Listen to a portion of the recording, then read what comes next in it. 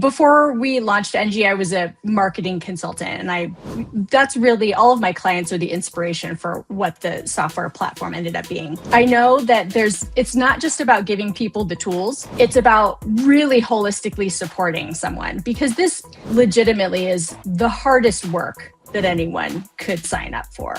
And there are like the mechanics of running your business and doing marketing and, checking things off of the list.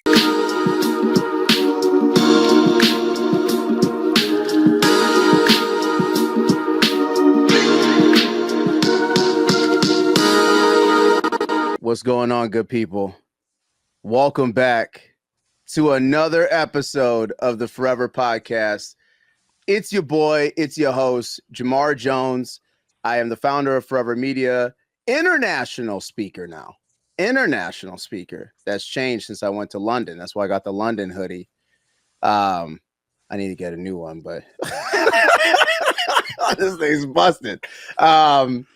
International speaker since we did an event out in London, Fireside Chat. It was absolutely incredible.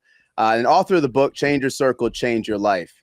And today is a special day for multiple reasons, but it's a special day because we got a new co-host of the Forever Podcast that we want to announce, which is crazy. My man, Matt Stone, what's going on, bro? Welcome as the new co-host of the Forever Podcast, man. Hey, introduce yourself real quick so everybody knows what's going on.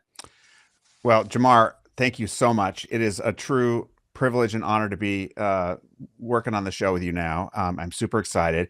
Matt Stone, recovering lawyer. I've done a lot of consulting jobs, a lot of business development over the years with startups. I have a passion for entrepreneurs. And I am the the host and creator of another new show called the Building Business Relationship Show. And along with that, I've started a new media enterprise called Amped, which is all about helping entrepreneurs use trust to scale their businesses better and faster. So this is, I think, a match made in heaven, and I'm excited to be a part of it. 100%. I'm super pumped, man. I'm super pumped. And Matt's gonna bring a different energy, I feel like, to the show, which I'm excited for. I mean, you are not without energy, my friend. So I don't know. Shortage. Can these mics handle this? I don't know. So anytime I introduce our special guest, I always love to do it with a story of how this all happened. So we got Taylor from Enji here as a special guest, and before I just introduce you real quick, so this is kind of crazy. So I was keynote speaking at an event that Enji was a part of and partnered with them, and then they ironically were sitting at the same table for lunch. So I got to kind of hear a little insights about what they got going on. So I got to meet her and Brett, and they're just awesome, like really good people. Just the mission, vision, and everything that they stand for was authentic, and I just didn't smell like a bad bone in their body, which is absolutely incredible. And so I had to talk to them a little bit more. So we got talking a little bit more, and then they actually partnered up with our retreat in Denver. For the unscripted retreats with Meredith Grundy, which was absolutely incredible, which Matt was actually there at the event. So this is going to be really cool. But Enji, they're doing things different. So Brett gave me a demo of Enji, and I'm telling you guys, the platform is crazy. The platform is crazy because every small business, especially from a foundational standpoint, needs this platform. And from all your other schedulers and all the other stuff that you guys use, your platform doesn't have an actual strategy built into it of customer personas, understanding your messaging, who you're targeting, and how you're actually going to do it and what's performing. So that's the difference maker with Enji. And that's why I wanted to highlight them on the podcast, really talk about their journey, everything they got going on. But Taylor is really the marketing mastermind behind this whole thing. So I had to bring her on the show. Welcome to the Forever Podcast, Taylor. How are we doing today? I'm doing much better starting my day off with this conversation. That's for sure. My cheeks are already like, Taylor, you gotta chill out with the smiles. They hurt. Oh, it's all good. It's all good. Yeah, so what's something interesting that happened to you this month? Oh, this month? I mean, we actually packed up our home in San Diego to rent it to a lovely retired couple who's going to snowbird in it for the next 6 months. And we then were on the road for 2 weeks for back-to-back in-person conferences with like our booth and a lot of our personal effects for 2 weeks, which sounded smart when we decided to do that. And then in execution, we were like, this is complicated. But now we are in Mammoth, California for the next 6 months, and we're going to be the hardest working ski bums on the mountain for sure. So that's a big life transition. Ski bums? Yep. I mean, we're going to be chasing 100-day ski season, like 100-day ski season. So like we will be out there on the mountain a lot, but I also will still pull lots and lots of really long days here at my computer. No, that's awesome. What has been the transit? So you basically were moving, had a show, and had to run the company. That's a lot to manage. So how do you do that as an entrepreneur? Like how do you manage all of that?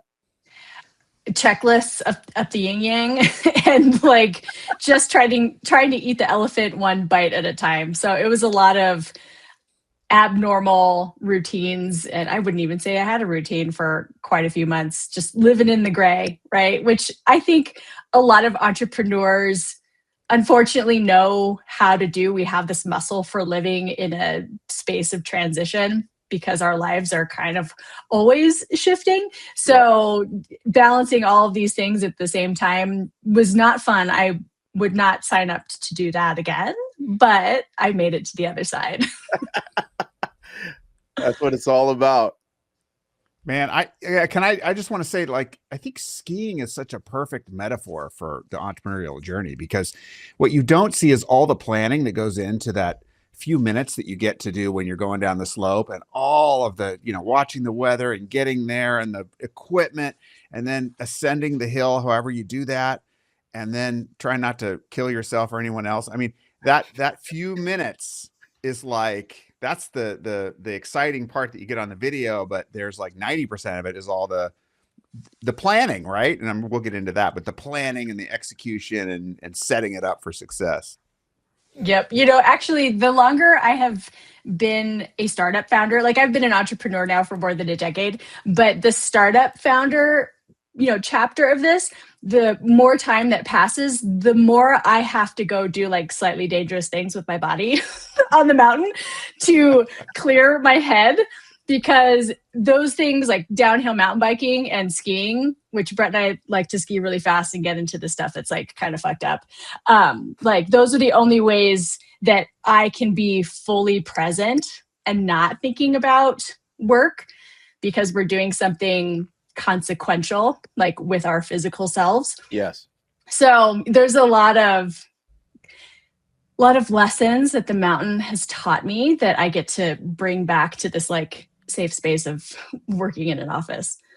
Yeah, for sure. And it's speaking of the lessons, so one interesting thing. So we just had a kind of a group recap call with everybody that attended Unscripted in Denver, and we kind of asked everybody like, okay, so who's used Enji, and like what are the things that you guys with some feedback, like give me some feedback on. And one lady spoke up and she's like, the coaching calls are awesome. So I was like, oh, so you like really use it. So like you really use the capability. So I feel like that's a total difference maker. A lot of platforms, yeah, they give you the tools to do things, but they don't give you any guidance. So talk to me about the strategy around why you offer the coaching calls for the users of the platform. Before we launched Enji, I was a marketing consultant, and that's really all of my clients are the inspiration for what the software platform ended up being. But I know that it's not just about giving people the tools. it's about really holistically supporting someone, because this legitimately is the hardest work that anyone could sign up for. And Yes. there are like the mechanics of running your business and doing marketing and, checking things off of the list. But we're humans that often feel like the melty face emoji. And we just need someone to tell us that like, it's going to be okay, or your idea isn't as harebrained as you feel like it is, or they just need a human to bounce ideas off of, instead of, for me, it's like I stare at the white wall in my office, just hoping that the right answer is going to land in my brain.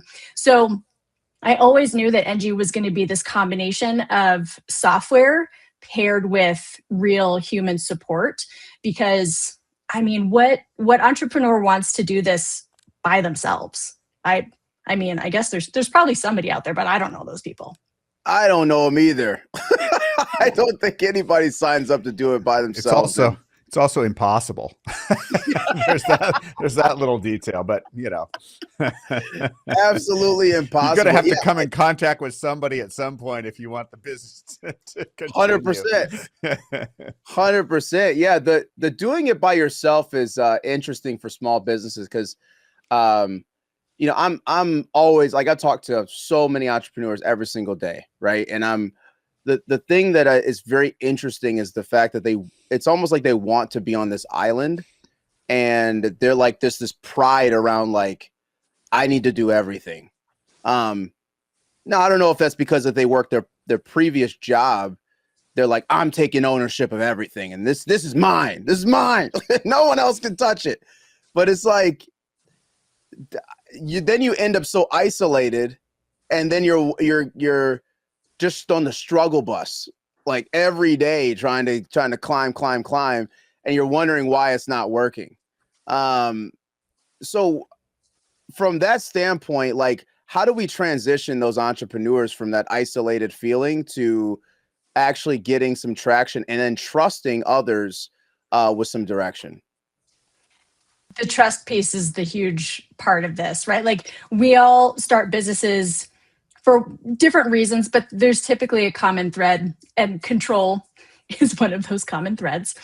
And, when you want to have control over something, it's hard to trust that anyone or anything is going to do the job at the level that you want to see it done. And so that's how a lot of entrepreneurs end up isolated, because they just start to shut everything or every person that could possibly help them. They shut them out because they're like, you're not going to do it the way I want it done, or it's not going to be good as good as if I did it myself.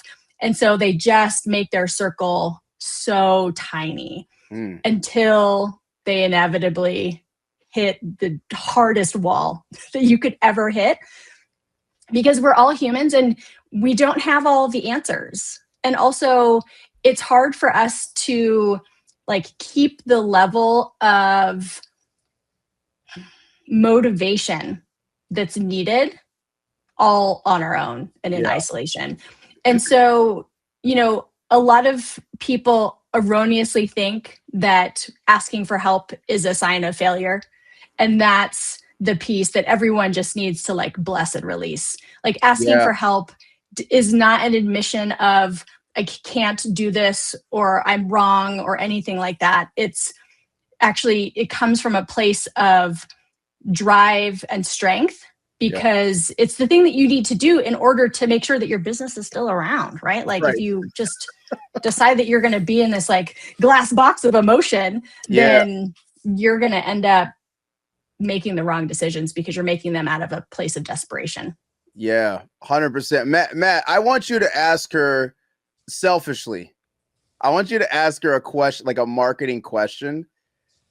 Just for your own, even your own benefit, but also that same thing's going to benefit the audience as well. But I think this is kind of the cool thing about the podcast. Like, we get people for a little bit of time that we can ask them whatever the heck we want. That's true. Yeah, it's like a mastermind that we're showing you live. I just want to say, first of all, this conversation is so spot on. I was just I saw a clip of Kevin Hart talking on, I think, Diary of a CEO recently. Didn't see the whole thing, just the clip.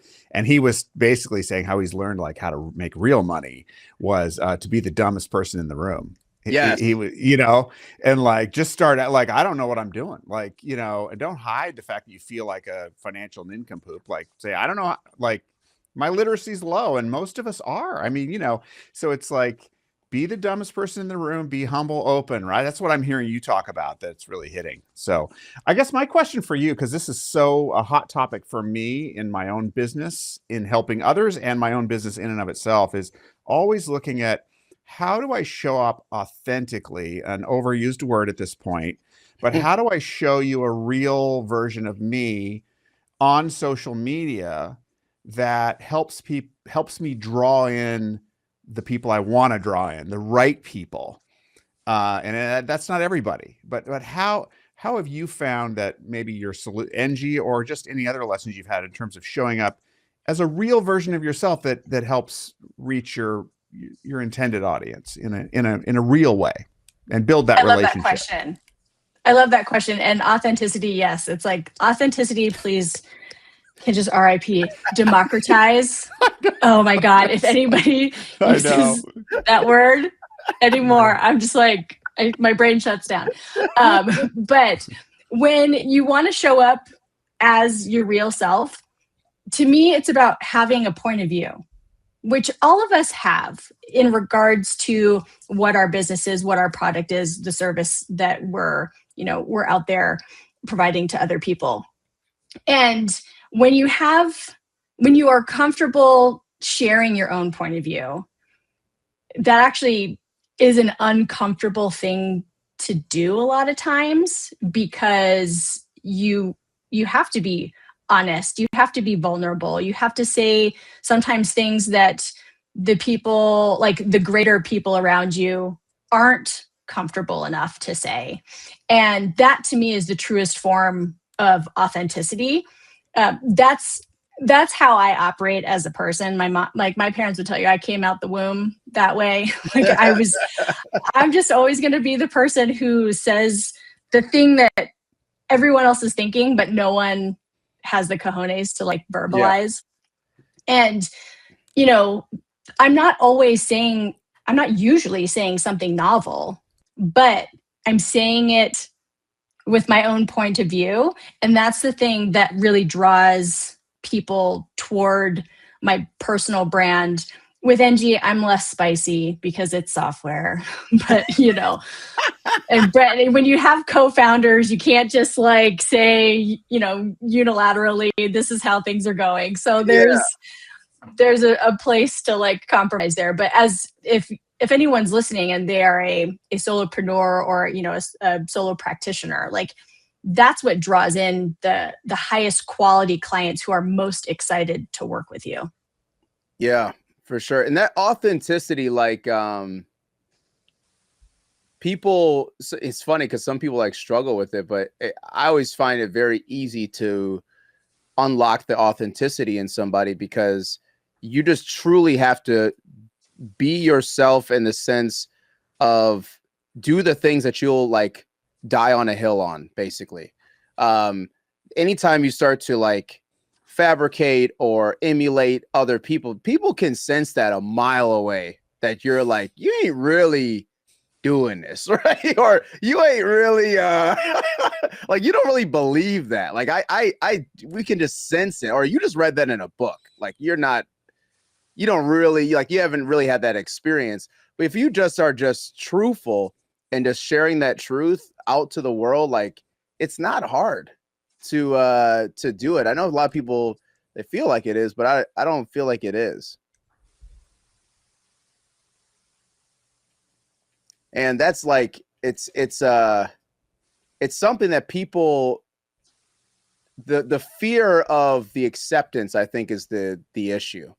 And also, like, I feel like that also directly correlates with their marketing as well. Like when people market themselves, their business, they have this fear of acceptance.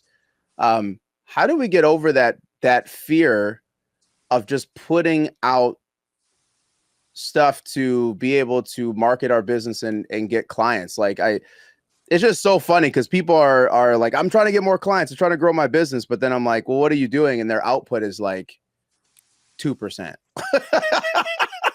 Well, let me pick up that thread, because even the word marketing can be off-putting, or in like other things, like when my wife hears the word networking, she I can see her literally like, just closing down, turning into a turtle, like, I'm gonna run away. And so I keep trying to tell her, I'm like, let's think of it as making new friends. Like, have some fun, make some new friends, eat some finger food, see what's up.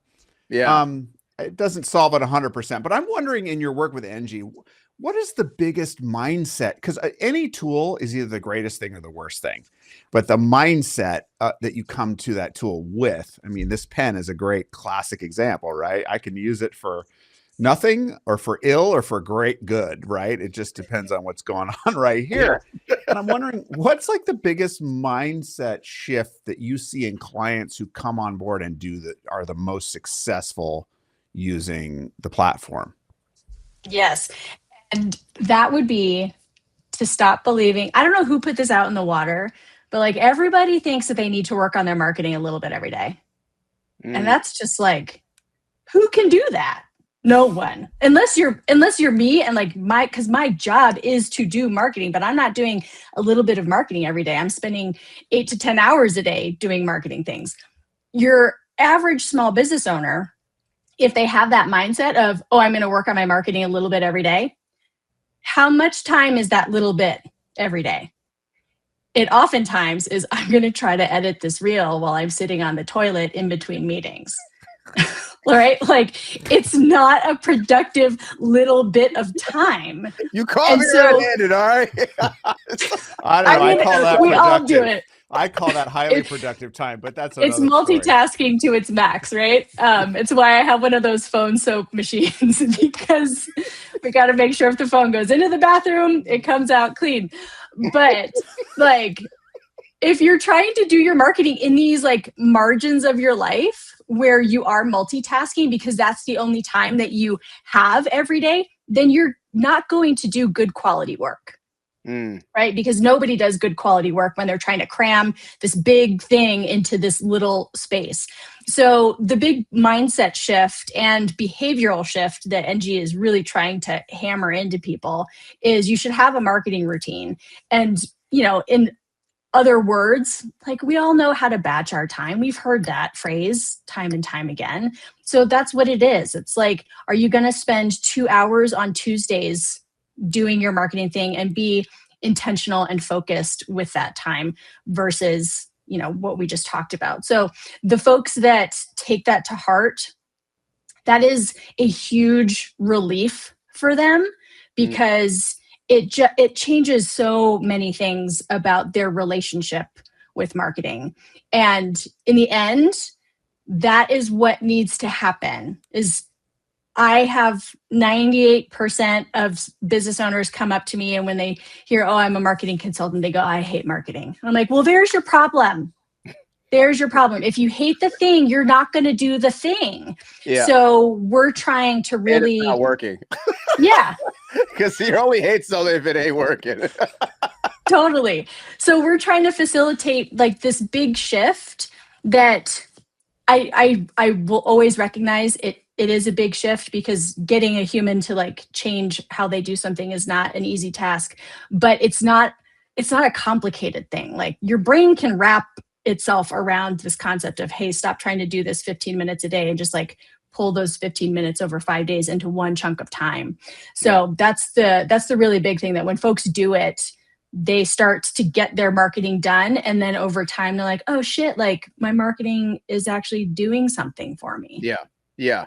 100%. And I just want to break this down just very simplistic for the audience. Because when I got to like actually see behind the scenes of Enji, right? The thing that I was like, the light bulb that went off in my head was, you need to be doing things that are outreach, right? So as an entrepreneur, if you look at your month and ask yourself, how much outreach did you do in your business? And that's posting, email marketing, that might be messaging, DMs, whatever. You got to let people know about your thing. Like, no matter what, you have to let people know. And this platform helps with that in a very simplistic way. And the other piece is, who are you targeting? So that's the other piece about marketing, and the foundational piece of it is, if you don't know who you're targeting, what your stats are, and why you're even doing it in the first place, like, this is the place to start. Just very simplistic. Like, it's because it maps out exactly who your target persona, and then it'll generate the content for that target persona, which takes a lot of the time out of this, right? That you can just be able to outreach. And so when I saw that, I'm like, this is very, very simple. It's very simple for people to grasp, because marketing gets the word, like to Matt's point, it's a very kind of a word that's like overwhelming, because you see some of like bigger companies, they're marketing, they're doing all types of stuff. They have teams and teams and stuff for marketing. But at a small business level, like, your outreach and your foundation is the only two things you really need to be worried about. Yeah, I like to talk about marketing as simply being the things we do to make sure people know we exist. Yeah. Right? Like, just like Matt, how you talked about networking is like, let's go make some new friends. Marketing is just that. And the way a small business or a solopreneur or an agency or a large corporation does that looks different. But at the core, the whole purpose of it is the same.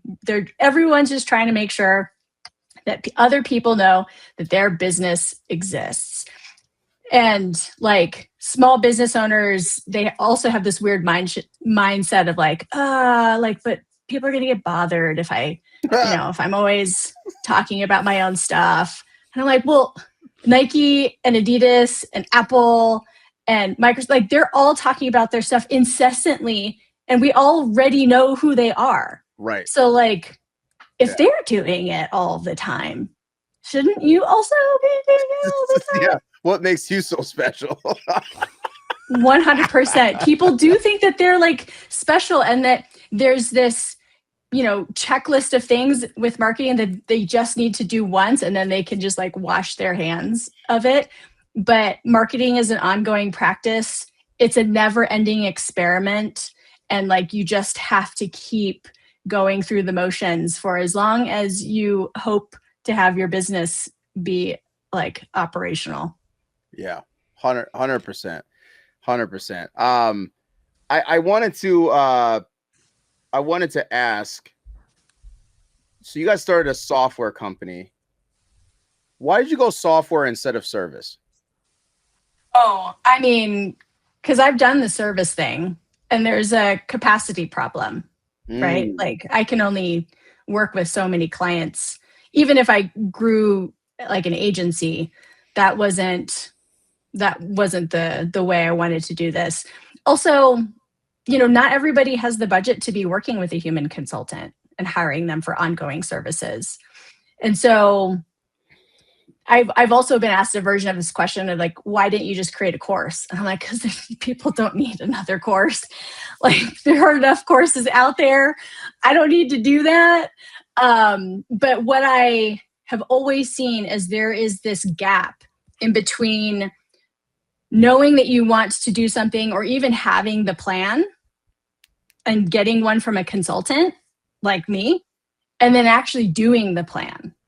Because the perfect plan on paper that never gets done, you might as well have not even gone through the effort to create that plan or work with that consultant, like, if it's your responsibility to do the things. So in the end, what we wanted to build was something that closed that gap between seeing what it is you need to do and actually getting it done. And I didn't want to be everybody's person getting it done, because I've been there. That's exhausting. And I was like, we need to come up with a new way that really allows business owners to build this muscle for themselves. I've I've used HubSpot. I've used Go High Level. I've used I've used a whole bunch of different things, and they are incredible platforms. I mean, talk about bells and whistles. I mean, it's overwhelming. But what if there's like a solopreneur out there who's like, they're looking at a package with a setup fee and an $800 a month nut on that, but it'll do everything. It's the Starship Enterprise with 3 other ships around that'll all be working in unison. It's nothing again. I like that your platform, you don't say these are bad platforms, but you just do such a great job of differentiating. And from my own personal experience, it resonated with me when I read it. What are you going to want to say to this solopreneur out there who's considering which direction to go and has a little bit of FOMO about all the bells and whistles? What's your advice for an immediate next step that makes the most sense based on your experience? If you didn't go to school for marketing, all those bells and whistles are just going to sit there and you're not going to use them because you won't know how to use them. And that's fine. That doesn't mean I'm not calling anybody dumb here, but like HubSpot was created for a customer who understands the whole marketing machine at its like most sophisticated level. And if you are a former lawyer, right? Or, running a media company, like marketing is not the thing that you understand most deeply. It's the thing you got to do. And as time goes on, you absolutely can get really smart about it. But like, we don't all need super complicated tools. And in fact, like most small business owners, like humans, if something feels too complicated for them, they can't do complicated. Humans don't like that. We like simplicity. And there's also this, even about Enji, we get this piece of feedback every once in a while, which is why we built the social media scheduler only version of the tools, because some folks would even get into Enji and be like, I wasn't using all of the tools. And so, right, like not everybody needs a full toolbox with the fanciest stuff in it. Some people just need a hammer, and some people just need a hammer and a screwdriver and like one little thing. So that's if anybody is listening and trying to figure out which version they need, like explore them all, but be realistic with yourself. And like, are you just buying into the shiny object because someone or something made you feel like you need the shiny object? But in the end, if you're not going to use it, then you just burned money. Yeah. 100%. And speaking of not using it, you just put out a really comprehensive small business report, which I'm actually still going through, just in all transparency, because it's a lot. It's a lot of information that you put out there. And I'm finding a lot of it interesting. And then I'm like, some of it, I'm like, oh man, this is just good information, even for our clients and the people that we talk to. I'm like, oh, I didn't know this. It's super interesting because it's talking about the state of small business.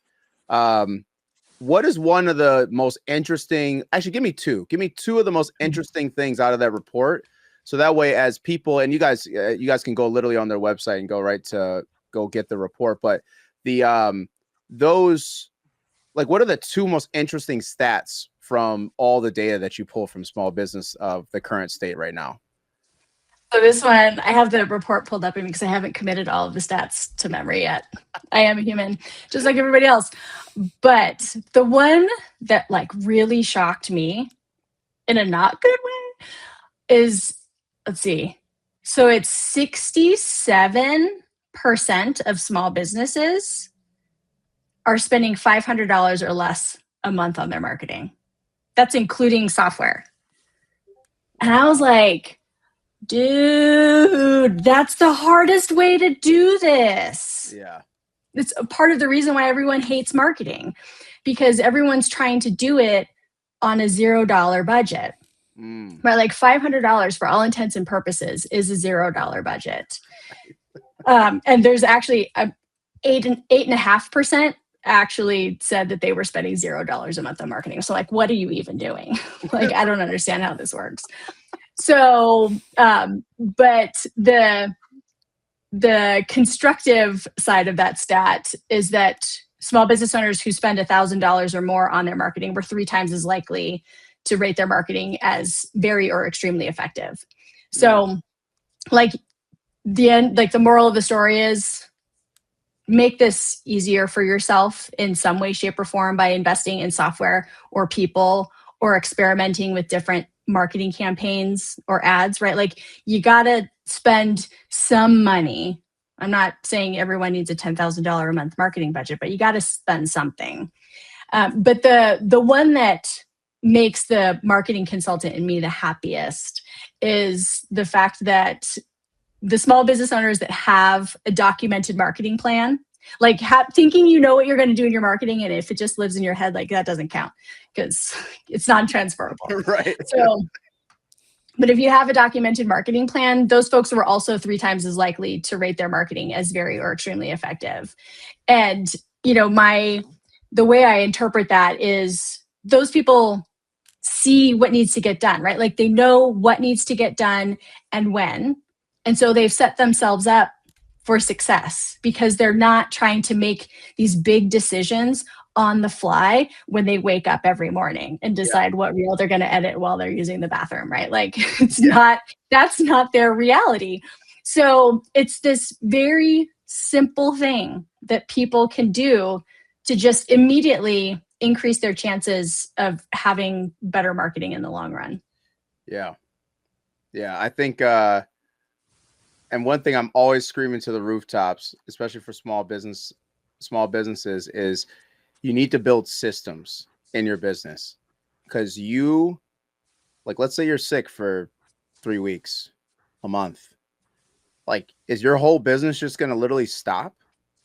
Or do you what's your so to your point about the plan, you need a plan and have some consistency, something repeated that always just happens, right? Like, hey, the social media posts, they always go out. Those emails I schedule, they always go out. Like it, and then you also need a plan around who is that going to? What's our voice? What's our brand? Like the foundational elements. And it's funny because I'll even talk to entrepreneurs that are doing over $1 million in their business, but they still don't have those foundations, or it's changed from the time that they first started and it's changed. So the foundational element, having that plan is just so, and I know the strategy, that word I think is another word that's overused and scary for small business, like a strategy. How much is that going to cost me? Holy crap. But you wanted a strategy? Oh, you should have told me that's the golden platinum plan. Yeah. That's the super platinum. You wanted flavor? Flavor. Okay. But yeah, it's but that plan is just so, you need it. So if you're doing the post in the bathroom, there better be just something that hits you on top of the plan that you already have, because that's the only way that's gonna work. So yeah, and that's what small businesses should be working their way towards, is more systems, more things that are happening on autopilot, some automation, and some things that so they can take that out of their head and they just know it's done, right? And so that, because there's so much noise going on and so many ideas and problem solving, firefighting a lot of the times as entrepreneurs. And then when you got to think about, oh my God, I didn't post today. It's like, you should have done that with the plan that you put out there. So yeah, it's I know for a lot of people, it's hard to grasp your mind around when you first hear it, but this is what you're working towards. You didn't sign up to just get another job. You signed up to build something that can live and breathe on its own one day. You gotta kick that kid out the house at some point. Just the boot. Or annoy them so much they run away. One or the other. That'll work too. I just want to talk about, because it can feel really overwhelming, and people do have complicated lives, and we're bombarded with responsibilities and media and everyone. And there, I mean, if you get on the YouTube, endless cycle of experts that are telling you what to do, and it seems contradictory. So it can be overwhelming. I used to have a full head of hair like 6 months ago, and then I started watching YouTube videos. I don't know what happened.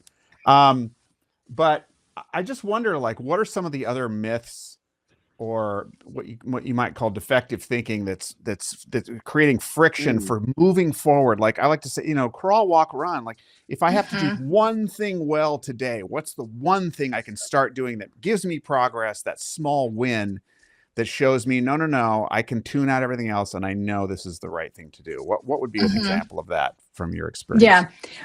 Well, this is going to be a two-part answer. I'll talk about the one thing that people can do to get there. But the thing that is like a defective way of thinking that a lot of folks on the internet are out there making people feel is that they need to be doing more marketing, that they need to be showing up in more places. And that's not realistic. Like just hard, like full stop. It's not realistic for a business owner who is responsible for doing their own marketing to show up in a bunch of places. Like I can do that again because I spend 40 hours a week doing marketing things. And that's why I am in all the places. But if you're like most people and you have, I forget because I haven't committed it to memory, but like I ballpark it at like 25% of small business owners say they have 1 to 5 hours a week to work on marketing, right? Like that, the math doesn't math there. So you got to get rid of that thinking that more marketing is going to solve your problem. Because then you just are like spitting out trash and contributing to the noise, right? You're not being intentional about it. But the thing that people can do to figure out what's moving the needle, don't hate me, but you got to start tracking your numbers. I promise you, it's where the answers to your questions live. I don't want to track my numbers. I don't want to, Taylor. I don't want to. Trust me, I know that nobody wants to. I used to not want to because I don't have a spreadsheet brain. Like I can highlight some cells to get a sum in a spreadsheet. And that is literally it. But like that seriously is where you're going to see what's moving the needle. And the one thing that people can start doing today is start to track where their leads are coming from. Like for service-based businesses, that's the language. Like, where are you getting your leads? Month after month, are they coming from Google, referrals, social media, right? What are the marketing things that you're doing? And then just freaking start with a piece of paper and tally it. Like, you can use Enji, but like if you're just starting to do this, please just do something. If you're a product-based business, where are your customers finding you, right? Again, and once you have like 3 months of these numbers tracked, you're going to see a pattern and you're going to like actually see where you have marketing momentum. And guess what? Then with confidence, that's where I should be showing up and spending the majority of my time, money, and effort. And for a lot of folks, they put this like way too much pressure to show up on Instagram. We'll just call it what it is. Like everyone's so freaked out about, I need to be on Instagram and I need to be on TikTok. Like, hey, if you don't get leads from those places, then you can simplify your plan to show up in those spaces. 100%. Great advice. Great advice. We're going to in closing, I think what we're going to do is we're going to do a rapid fire really quick with you. I'm going to put Matt on the spot. So I'll ask 3 questions. Matt will ask 2, and we'll go back and forth. And we're just going to rapid fire some questions. Now, the questions can be literally anything. So I'll kick it off just so that way Matt's, he can. I literally put it's a running start. So I can pick up the scraps. I mean, I can pick up the scraps. So that way that's the time to think. So Taylor, what's the solution for life? Go ahead. Hey, that's a great question. It can totally do that. Okay. So the first one is going to be top 3 favorite movies of all time. Ooh, top 3 favorite movies: Forrest Gump, Band of Brothers, and some stupid pot humor movie. There's too many to count. Nice. Go ahead, Matt. You're We gotta next. get you. We gotta get you Tom Hanks. It seems like he's No, 2 out I of do 3 love right there. I Right, Tom know. Hanks. I have a soft spot for Tom Hanks. All right, this is crazy. I actually ask this on my other show sometimes. So, what's your least favorite breakfast food? Ooh, least favorite? I mean, probably like a frittata. Oh, frittata. Yeah. Yeah. I feel torn on the frittata. Yeah, I I'm want not that quiche. excited If I'm about gonna, it. I want quiche or omelet, not frittata. Okay, They're you like the dry. crust? Give me the crust. Give me Yeah. the good stuff. Give me Okay. the crust. All right, good. What is one trend right now that you think is going to fade out, and one trend that is going to continue to grow when it comes to marketing right now? Oh, I thought you were just talking about in life. I was like, that means that I would have to know what the trends are that the No, kids are no, into. just in marketing. Just in I marketing. was like, I One don't know trend these things. that's current right now, Yeah. that's gonna die That's gonna off, stick and then around. one that's gonna blow up. The one that I think is going to blow up is the trend. Well, I don't even know if this is a trend, but like the AEO stuff, the optimizing your shit for the chatbots to recommend you. Mm. I don't think that that is going anywhere. That's where human behavior is changing in mass. So we got to pay attention to that. The trend that I think is going to go away, I don't know about that one. I've not thought about that. What's the trend that's going to go away? Can I get back to you on Hey, that? Matt, I'm the first one to stump her, by the way. Yeah. That's So amazing. hopefully What your trend is question will gonna stump her as go well. away? No, mine's going to be far less interesting than yours. Yeah, we'll come back to that. We'll come back to that. Don't tell a lawyer to try and come up with questions that are going to stump someone. I mean, that puts me in a whole different lane. Okay. Can I say that dancing in TikToks is going to go away? You think so? Okay. Really? Dancing I on mean- TikTok. Interesting.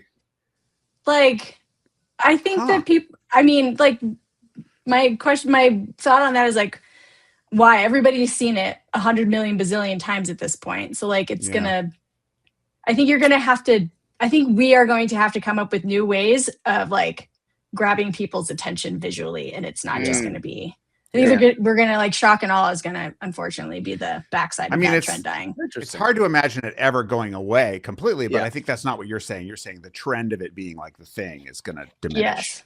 Yes. Yeah. That's probably true. All right. You're a marketing expert. You were already into marketing before you started Enji. What has building Enji and working with customers taught you about marketing that you didn't know before? Oh, that I didn't know before. Good one, man. And that's a show. Thank you so much. Yeah. Thank you for tuning in. We're out. Tune in next time. Yeah. I'll say this is more of a personal experience than like working with customers.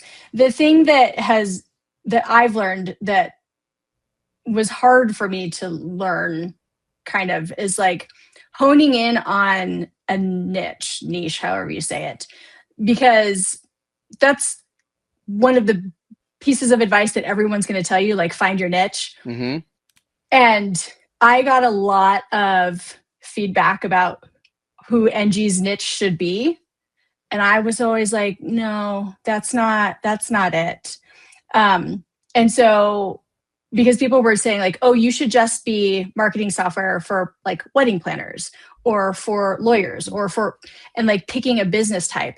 I was like, that's not the point of this. Like our niche is the problem that we're trying to solve. And the problem transcends the type of business that people have. So the thing about marketing that I learned is kind of that like, there's a lot of really bad advice that people will give you like really with a lot of enthusiasm, and that it's really hard to look people dead in the eye as a very emotive person and like not have my face go like this, like that's terrible. I'm not going to do that. Years and years and years of being told you have to be disruptive. Yes. Yeah. Disruptive doesn't mean it was right. Just because you went against it. 100%. All right. Last question is, what is one marketing campaign that you've recently seen that has blown your mind? Oh, that's blown my mind. Shit, you guys are asking hard questions. That's what we do. Oh. This one also is like, oh fuck. I know that there was a commercial that I saw, and I was like, oh, I see. Oh, was it Salesforce? And they had like this purple superhero guy in the commercial, and it was like B2B. Oh, that sounds familiar. Hold on. the tagline in that commercial, I was like, oh, that's good. I wish I was the marketer that came Agent up. Force AI? Is that the Agent Force with Matthew McConaughey and Woody Harrelson? Was that it? Salesforce. I can almost visualize what you're talking about. I think you're onto something here. Yeah. But it was definitely a Salesforce campaign recently. I'm pretty sure it was Salesforce. Okay. We might have to look it up and give people an update in the show notes as to what it was. Yeah, if you find some info on it, shoot it over. I will. Especially for the clip. Yes. I'll find it. Put that in. I'll tell you one recently that I saw. Now I was a former hip hop artist, so I always have this affinity to artists and how they promote themselves. One that I found fascinating was this guy that's blowing up right now that he created. So having a street team has been around for forever, you know, having a core group of people just promote your music. But what he created, I believe is one of the first. I've never seen anybody else do it, but he got a group of about 15 people, and he creates videos with these same 15 people over and over, singing the hooks in different places, spaces. And then each one of those people have their own TikTok accounts. And then they are also promoting the music. So they're just like doing just random different things. Some stuff is highly produced, some stuff is not. And it's just like, and random. So I'll even send it to you. But I found it fascinating because he's blowing up because he's creating 15 plus himself. So 16 accounts, all promoting the same thing of interesting, dynamic videos. And it's starting to take off. And he's doing it now. So he released his first song. Now he's doing his next song with the same format. And now those people are getting big with their own kind of personal brands, but it's just promoting this guy's music. I thought it was genius. I'm like, this is crazy. Like, what a great way to like maximize the use, right? Of people that already like you, they love your music, they want to see you succeed, and they're part of the journey. Like, it's, oh my God, it was just so good. So good. So I'll shoot that over to you. Man, Taylor, this has been great having you on the show. I feel like you've really poured a lot into people of the truths about marketing and how to position themselves, and just also how to get out of their own heads and out of their own way. Guys, in the link, we will have a place where you can find out more about Enji, but how can people find out and get connected to you, Taylor? Yeah, I'm a geriatric millennial, so Instagram is the social media platform that you'll find me on. Don't try to find me on TikTok. But Enji's Instagram account is ENJI_CO. And then if you want the spicier version of Taylor, who also likes to play outside and get into some shenanigans, my personal Instagram account is Taylor Designs, TAYLRD_designs. Sweet. Well, thank you so much for being on the show. Absolutely. Like, it was an absolute pleasure to have you here on the show. Matt, your first one, like, hopefully not first and last, you know. I mean, we'll see. Taylor, it's an honor. Yeah. Thank you. It's been fun. It's been a blast and great to meet you. Thank Taylor. you both. This was super, super fun. This is the best way to kick off my day. Cool. Well, guys, if you're listening in or watching, please like, comment, subscribe to the Forever Podcast and all the different places and spaces that we're at. And I always tell people, like, the people that I have on the show, please reach out to them, get connected. Like, this is not just for you to listen and do nothing. You have to take action and really be about it. And these people are reachable. Okay. You just have to shoot your shot, send a message. And don't forget the most important things is that if you change your circle, you can change your life. So thank you so much, Taylor. Matt, You're still employed.